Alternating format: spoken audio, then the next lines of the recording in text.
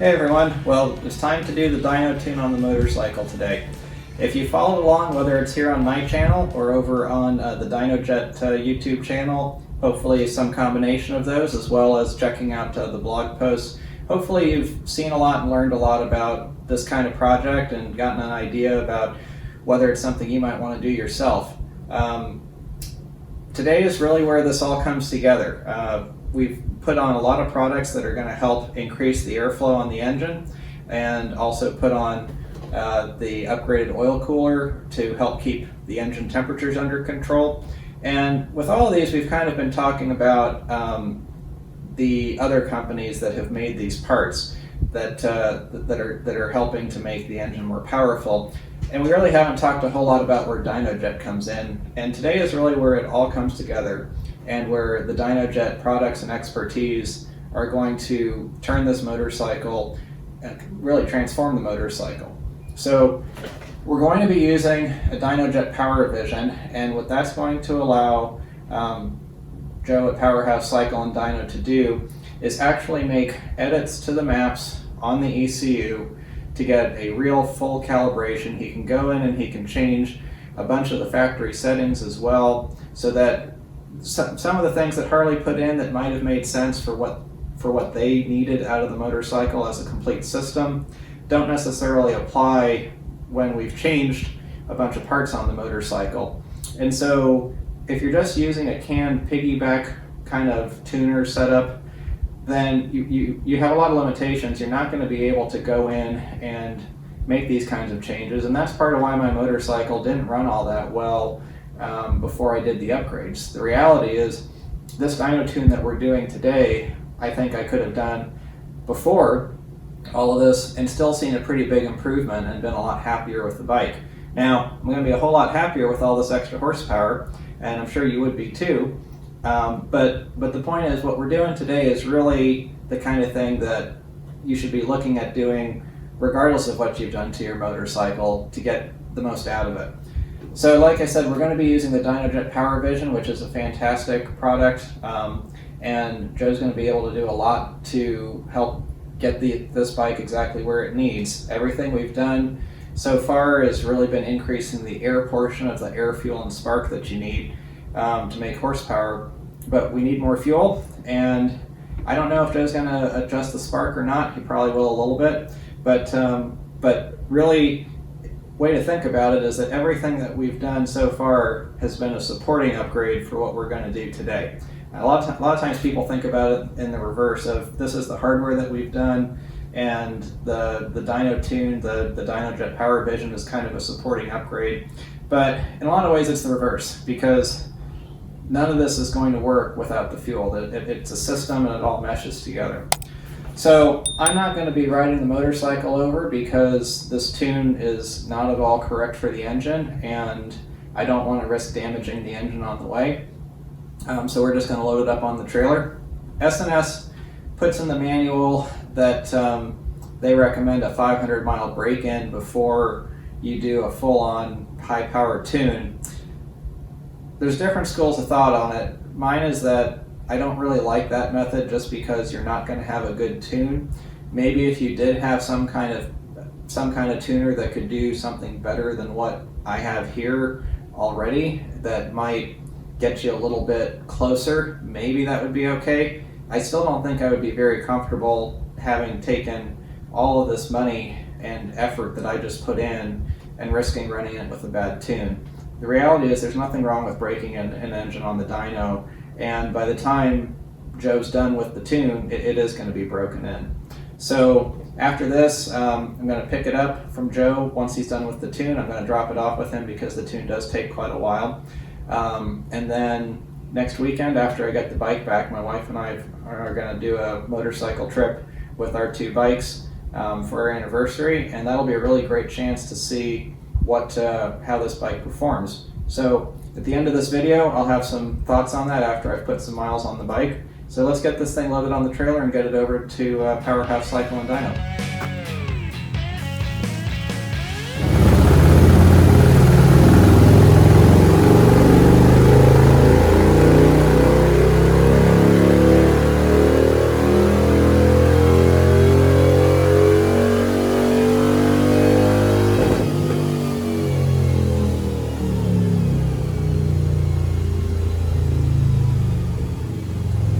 Alright, so I'm back here at Powerhouse Dyno with Joe here, and we've got the dyno tune completed on my Harley. So, initial, just looking at the dyno run, it looks really great. Joe, what are your thoughts on how the bike performed?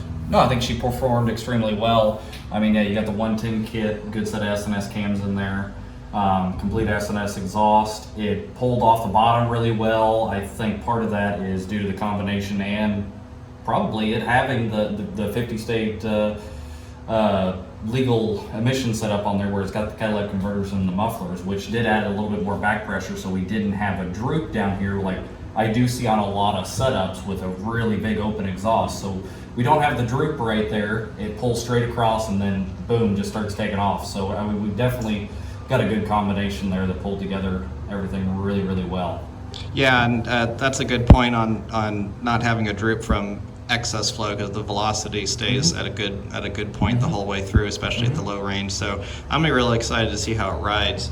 And it looks like, just taking a look at the curve, that there's a real steady horsepower and torque gain really just the entire way through the RPM band. And the other big thing I see is just how much smoother it looks, which I'm guessing between the ignition timing and the air-fuel ratios now being correct and optimized, that's where we see a lot of the smoothness, which I'm sure is going to translate into better driving characteristics. Yeah, the biggest thing is, you know, I mean, everybody wants to shoot for a certain air fuel and stuff like that. A lot of times you just have to give the bike what it wants. So you may have a combination that for whatever reason it wants a richer air fuel down low and maybe just a hair bit leaner up top. And so initially I shoot for give it an even 13, give that as a baseline, see how that does. And then I add a little bit of fuel, make a run, see how it does, take away a little bit of fuel, see how it likes that. And sometimes you'll see, like down here in this area, it'll have a gain, it'll pick up, and then over here in this area, it may lose. So you're kind of picking and choosing, and you're giving the bike exactly what it wants for air fuel, whether that be, you know, 12.5 or, you know, 13.4, you know, somewhere in that range. Usually a Harley will eat that up perfectly fine. But it's just figuring out exactly how much it wants and where. But there's no exact air fuel that you're always shooting for a good performing wide open throttle pull. It's give the bike what it wants, and then on top of that, getting the ignition timing set correctly so that it's happy with what it wants. And then usually, you know, it's kind of picking and choosing on that, because the other thing that you always got to think of is that, you know, you're using the fuel that you filled up with that day at that point in time, and then you go somewhere else and the fuel's a little bit different. So these things will always change a little bit just based off of fuel. So you also have to be kind of conservative with some of your air fuel numbers and some of your ignition timing numbers because of that, to make sure that you're still not going to be having any kind of runnability issues or any kind of knocking and pinging and stuff like that in the future. Yeah, I'm really looking forward to riding it and seeing all of the improvements along the way, and just how much better, not just how much more power and torque it's going to make, but just how much better I think it's going to ride. Because I don't know if you remember, but some of my complaints when I brought it in weren't just that I wanted more horsepower. It was also just that there were some areas where it was pretty clear that it wasn't, it seemed like it was running okay, but not as well as it could. Yeah, absolutely. And that's I mean, running on what you had before, I mean, you had a kind of a stage 1 setup before, if I remember correctly, but depending on what kind of a tune and stuff was in there, it was hard to tell. And then, you know, it may have been that somebody had thrown something onto there and then taken it off before you had bought it. So it's kind of hard to tell. But yeah, I mean, just looking at the graph from where it was before, we could see that, you know, she was pretty nasty before, and, you know, whether, you know, the air fuel was definitely off, ignition timing was probably off. So there was a lot of things that weren't going right for it. And now we've corrected that on top of having a definite engine boost. You know, you bumped up in cubic inches, you got a good cam in there, you know, the exhaust on there is definitely a good performer and has a great sound to it, not overly bearingly loud, and definitely louder than stock. And so it's kind of the best of all worlds in one combination. I mean, even just looking at the torque curve, that's a nice cushy looking torque curve that I like to see. It's not, you know, just something that pops off the very bottom and then runs out of breath at, you know, 3,500, 4,000, or vice versa, where, you know, horsepower, you know, it doesn't start making anything until, you know, 4,000, 4,500, 5,000. So most riders like having what I call the meat and potatoes ride, where you get most of your, your peak torque and everything's hitting really good and running really well right in the middle and right where you're really wanting it. Yeah, and so really, and what makes all of this happen isn't just it's a combination of having the right parts on the bike, having a good dyno and a good dyno operator that knows how to do the tune. But key piece of equipment here is the Dynojet Power Vision, because without this, what you're stuck with is kind of like what I had before, which was a piggyback computer, and those things, they have their place and they can do some things, but when you're talking about wanting to change ignition timing, fueling, and all of the other parameters, this is what lets you go in and make all of the edits, just like they did at Harley, to make the bike what it needs to be.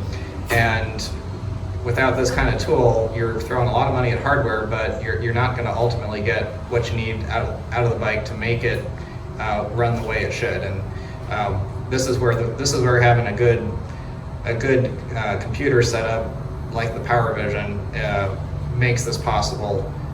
So I'm really glad that we were able to use this, and thanks to Dynojet for giving us the ability to use the Power Vision on the bike. I can't wait to ride it. I know it's going to be a much better experience than what I had, and after I ride it, I'll do some more reports. So thanks again, Joe. Appreciate everything you've done to help on the bike. All right, well, we got the motorcycle back from Joe at Powerhouse Cycle Dyno. Let's take her for a ride. We got her all warmed up. Let's see how she does.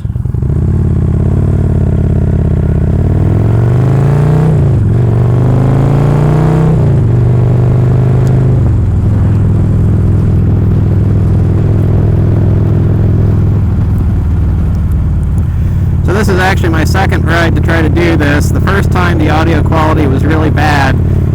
It seems like when I get above about 40 miles an hour or so, it gets kind of impossible to hear me. So I'm going to do a bit of talking while I'm riding, and then I'll do a couple of harder pulls and stuff once everything's all the way warmed up and you can kind of hear. So at this point, I've probably put about 300-400 miles on this motorcycle after the tune. I'm really happy with how this motorcycle is performing. A couple of notes about differences now versus before. Joe was saying that 3,000 or so is about where this thing really starts to get happy, and when you look at the dyno chart, that makes sense. It still does pretty well down low, thanks in part to the exhaust, which helps to keep the exhaust velocity, back pressure, all that where it needs to be for lower end performance. It's kind of interesting that the 50 state legal with the catalytic converters in it sort of helps that. Kind of the opposite of what most people are going for. Most people just go for the loudest, highest flow that they can find. What Joe was saying, really a lot of times that actually makes for a worse riding experience, and he was really impressed with how this worked out. I have to say, I love the sound of it. This thing, normally I'm not a huge fan of how catalytic converter exhausts sound, but S&S really did a great job on this. You've still got all the right Harley sounds. It doesn't sound kind of neutered like a lot of times vehicles with catalytic converters do, and you have all the performance that you need, and all the performance, all the sound that you want. There's more than enough flow with this exhaust, because if you think about it, you're still making about 105 horsepower, but you've got enough flow to really be able to support probably closer to 200 if you think about it. So you have all the flow you need. You still got a great sound. I'm really happy with this.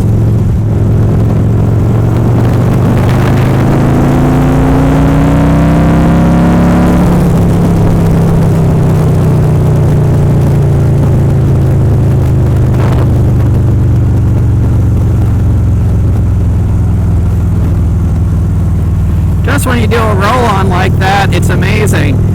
The bike doesn't feel anemic and underpowered like it did before. It's really got a great kick. You can tell with these bigger cams that really it wants to be above 2,000 RPM, and really 2,500 or above is where it starts to really get happy, and you can feel that. That's a lot of where the 110-inch big bore kit comes in to really help things out. If you did the cams by themselves, that would make probably a pretty similar horsepower improvement, probably not quite as high, especially with the stock heads. But with the big bore kit, now you get, that helps to bring down that torque curve a little bit, so that you don't find yourself having to rev the bike quite so high. If you had a lighter weight bike, and of course these are Harleys, none of them are all that lightweight, but if you had not an ultra classic, the biggest, heaviest one that they make, you probably wouldn't necessarily mind the 96 inch with the bigger cams, and that would certainly be an option if you want to do the work yourself, but maybe save a little bit of money, and maybe you don't want to go quite as in depth into the engine as I did.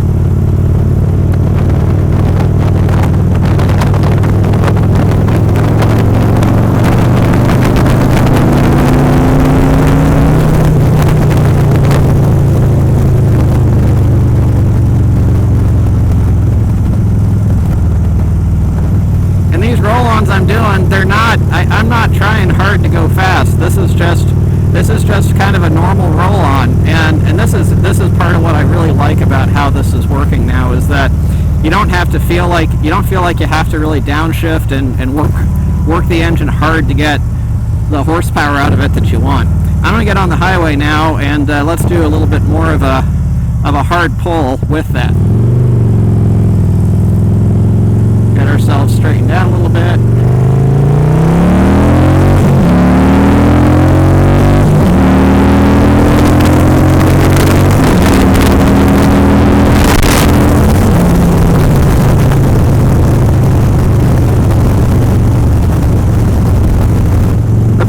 Is just absolutely incredible. This thing is so much fun to roll on now. It's still a big and heavy bike. You're never going to get the kind of acceleration that you would get off of a leader class sport bike, but it just kind of feels like it has this massive push when you roll into it. There's no shortage of power at all.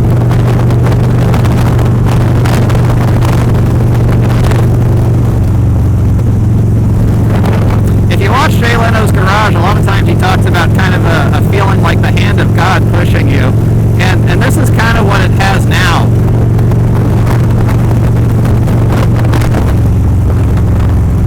When you roll into it, it just has torque for days.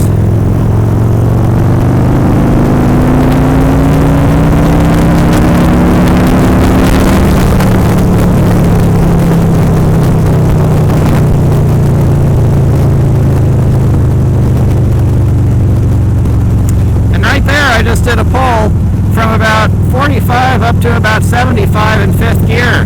No need to downshift, it just worked just fine.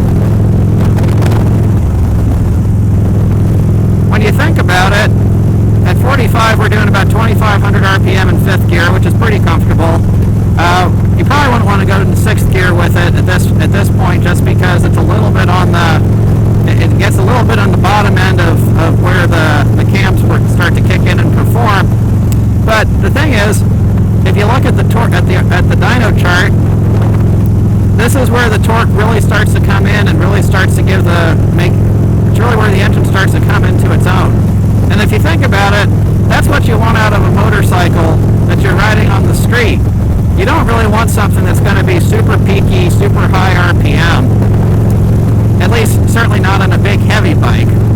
When you have a sport bike, maybe it's a little bit different. But when you're riding one of these, it's big, it's heavy, you want something that's got good torque, down low, where you're going to use it when you're riding on the street.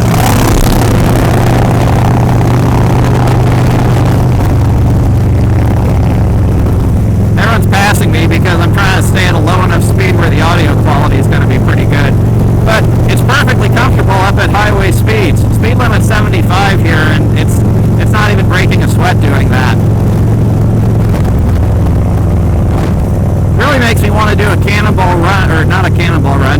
That would be different. That would be something else. But this really makes me want to do an iron butt run with how well this thing performs. I feel like it would be a great bike for it. You know, before, the bike would go 85 or above, but you felt like you were kind of at full throttle to make that happen. I think some of that had to do with just how lean the bike was with that canned tune. Now it's at a nice happy mixture. You're nowhere near full throttle to be cruising along at 75, 85 miles an hour, kind of a speed you'd want to go at.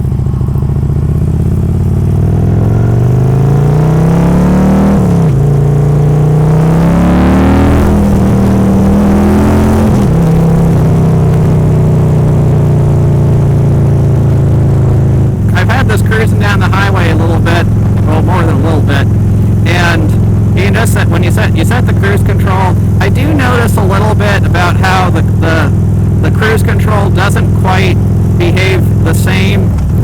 It's a little bit rougher when you engage it and when you disengage it. And I think that's just because when they programmed it around the stock horsepower, and so the throttle is more sensitive than it was before. This heavier clutch that Joe put in, it is heavier. It does take a little bit more hand strength now. You get used to it really quickly though, and it's not bad at all. I think that was a good idea, and that's something that I think I should have done just outright and not tried to mess around with it. In the past I've had pretty good luck most of the time with pushing more than stock horsepower out of a stock clutch, but this is a lot more than stock horsepower. And from what Joe was saying, that basically, even if it's working now and even if it makes it through the dyno, I was going to end up burning it up really quick. So, makes sense to just get it done. I should have done it in the first place. When you take a look at it, this was a big project. I had cylinders to do with pistons, camshafts, oil pump, oil support plate, exhaust, intake. Now the exhaust and intake, that you kind of had to do anyway just because you were taking the cylinders off. Oil cooler, dyno tune, but then you got some of the other stuff like the clutch, the spark plugs and wires. Now I kind of had to do those anyway, it was time for them. But one of the nice things is that a lot of times it's easy to sort of forget about some of these details, and so now I've got the bike all freshened up and it's going to be ready to ride for a long time. I would be 100% comfortable taking it on an iron butt run, and if you want me to do that, put it in the comments, and maybe we'll be able to make it happen. Might not be this year at this point, because it's already mid-September, and what kind of came to my mind would be to try to do if I did this, would be the 1,500 mile in a day going to the Portofino Inn in California, which if you followed the Cannonball Run history, that was where they ended up. I'm kind of right halfway between on that route here in Kansas. Maybe I do another route, but now that I'm doing this, it sure is an appealing idea. The motorcycle could absolutely do it. I would have complete confidence in its durability.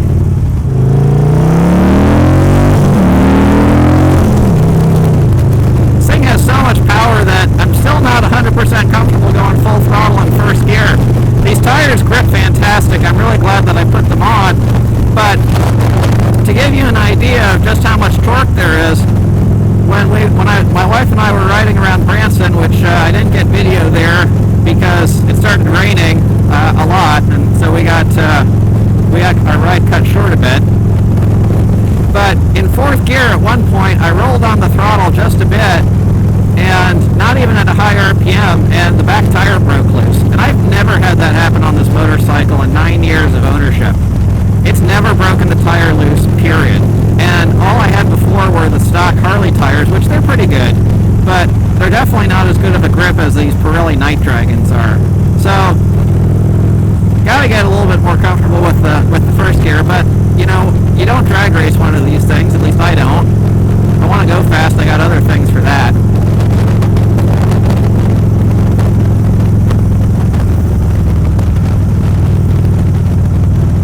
Really, when I take a look at just how good of a tune this is, it's a real testament to Dynojet, the Power Vision, the Dynojet Dyno that Joe was using, and Joe's capabilities as a dyno tuner. And you really need all of these things to come together, because there's all the different levers that you have when you're doing engine tuning, and if you're only hitting a couple of those levers, then you're just not going to have as good of a result. With the Power Vision, you really get to manipulate all the different levers that the ECU has in it to make the motorcycle run the way that it should.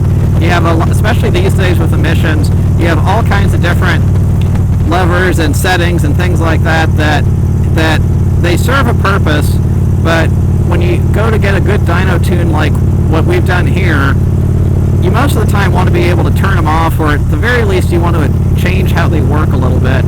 And that's part of the problem that was happening with the piggyback tune, or the piggyback computer that I had before. You just didn't have access to any of those. All that you were doing was changing a couple of the things that the ECU was seeing, and so when you did that, that, okay, you were able to get a little bit more fuel, not enough more fuel, and ultimately the ECU was still mostly just not doing a very good job with the engine. But now everything's working exactly the way that it should. So I really can't say enough good things about how well this motorcycle runs now, and I'm very happy with the end result. It's got a nice smooth power application. It's definitely snappier than it was before. I'd say maybe the only thing I noticed that's a little bit negative is the cruise control, like I mentioned before, but it still works just fine for holding the bike steady. It's just more that when you start to make some adjustments and when it comes on or off, it's definitely more abrupt. But that's really not unexpected, and that's a pretty minor thing. Maybe it could get tuned out, maybe not. But the throttle by wire does still behave very nicely and very linearly. It's not hard to control at all, and if you've ridden, some later class sport bikes where you got, a millimeter of travel can be enough to practically throw you off your seat. And when you're talking about something like this, you don't have that level of sensitivity. So it still maintains a really nice, easy to ride motorcycle. It just gives you all the power that it really needs to help make it more fun and really be safer, because let's face it, a lot of times when you're riding out on the road, sometimes acceleration is your friend to get out of a bad spot. And that was really one thing that I never liked about how the motorcycle was before, is that there's some situations where I could see some traffic up ahead and thinking about what the people were going to do, and you do all these things as a good rider. You take a look at what's going to happen, and you think about, okay, what's my out going to be? And I never had the out of acceleration before. Now there's actually enough power that, not in all cases, but in some cases, acceleration can still be a way out of a jam. The torque really is phenomenal. I'm sorry I can't get the audio working better. I hope that it still sounds good, or at least good enough that we can post it. I wish that I could get it working well enough that I could do a good real highway cruise where I'm really using the power, but hopefully you get an idea between some of these pulls that we did. I definitely hit the speed limit when I did that pull going onto the highway, which was 75, maybe just a little bit over.